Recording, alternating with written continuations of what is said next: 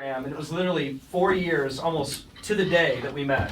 That was an awful. Yeah, and I look back at the picture and I'm like, why did I wear that? Oh, yeah. You guys ever have that? You look back at a picture like, why the hell was I wearing that? 4 years is starting to transition fashion-wise, so you can't be blamed.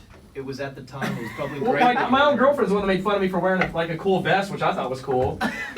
What kind of vest? Like a suit vest? Like a Yeah, well, I thought it looked nice. like a sweater vest? That was kind of like I don't know. It was like a. She doesn't like it. That's all that matters. And I'm like, I thought it looked good, but that's why. I was single at the time. So. But that's why. Well, then you got rid of the vest, so look what happened. Yeah, look what happened. You rid of the vest, you get better things. Okay, so let's talk about obviously the success, because you were going full steam, and then what happened? So. No, seriously, you took a break for a second, and now you're back. Like you're on a mission from God. Yeah, we got messages. And Cal's gonna fill you in. Yeah.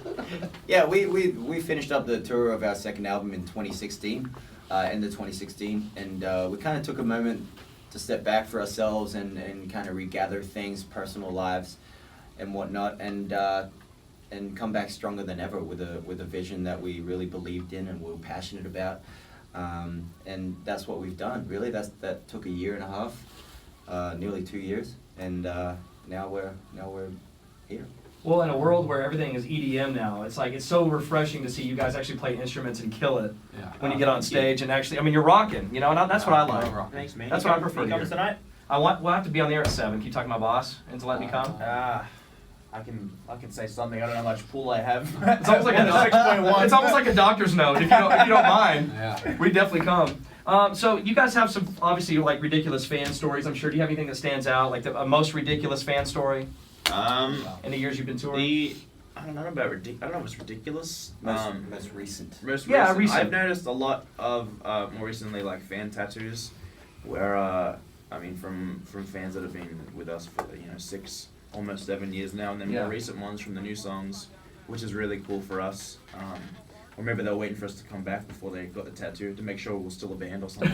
But tattoos of our lyrics or like our band logo or whatever is always awesome.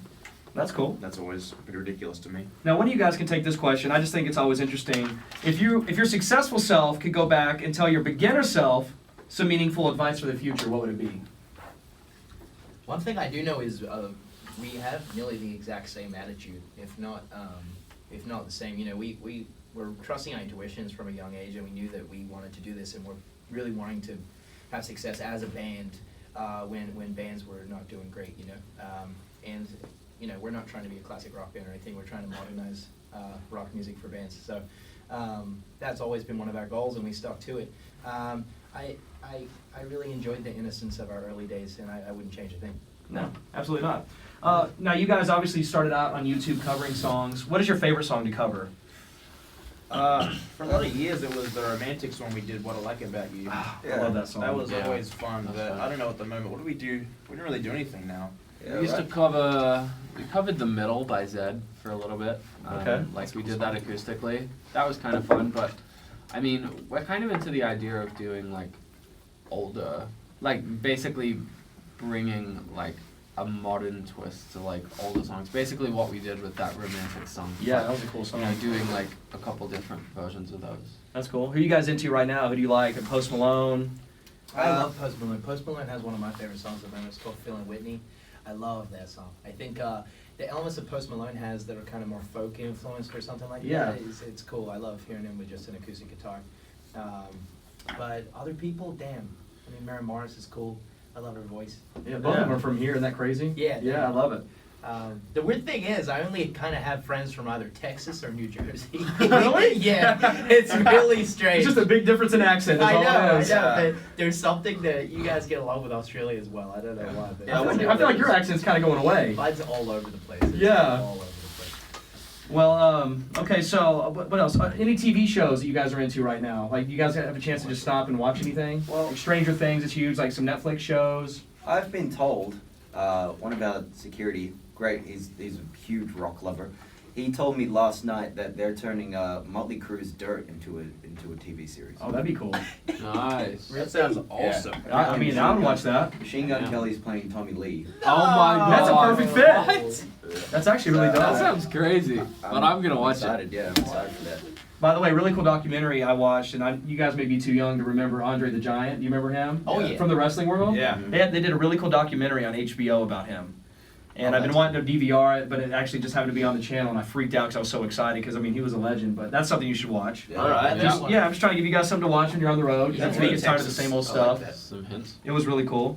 Any producers or artists you want to collaborate with? Because, I mean, this is obviously, you know, the second phase, and I mean, it's going to take off. So who do you want to work with? Who do you want to come calling? Yeah, we worked with an amazing guy called Andrew Watt and Ali Temposi, and I would like to work with him again on our next album. That feels really exciting. You know, he's a super talented guy. He won the iHeart Producer of the Year award, I think. Yeah. But it'd be cool to work with him again. That's cool. And the same guys that worked on Havana for Camila worked on Youngblood. Yep. Yeah. That's pretty Billy cool. Bell. Yeah. I mean, obviously you're in the right direction there. So what has been the most meaningful highlight of your career thus far? I think it's ever changing. What would you say, Mike? I think we've had, you know, I think it changes every year. Like every milestone that you get, the last one is the most defining one, you know. Like I remember for a while it was when our first album went #1. We were like, oh my god, this is the greatest thing that's ever happened to us. And then, you know, we sold out the Forum. We did 2 nights there in LA, and that was like, oh my god. And then we sold out an arena tour.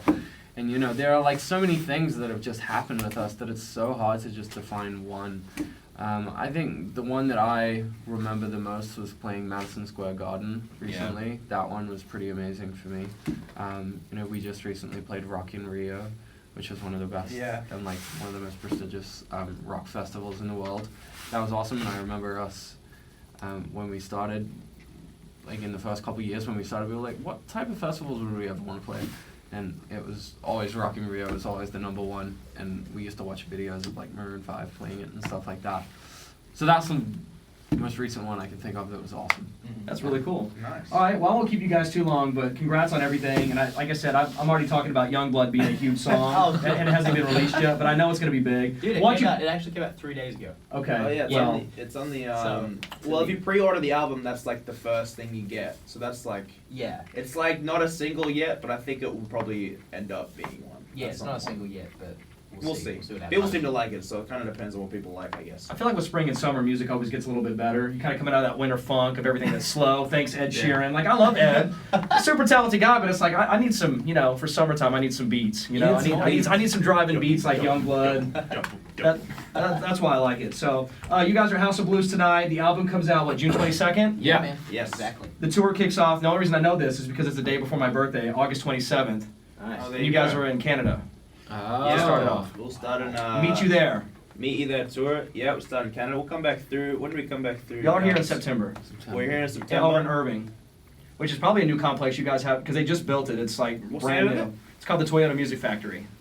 Done. It's like I think the Pavilion. I think is what it's called. Oh yeah. Yeah. That's where we'll be. Yeah. That's what we'll be. He's like, I think that's it. Well, thanks a lot, and you guys are awesome, and keep up the great work, and Thanks. look forward to having you guys back. Yeah, Thank you thank very you much. very much. Thanks. Appreciate it.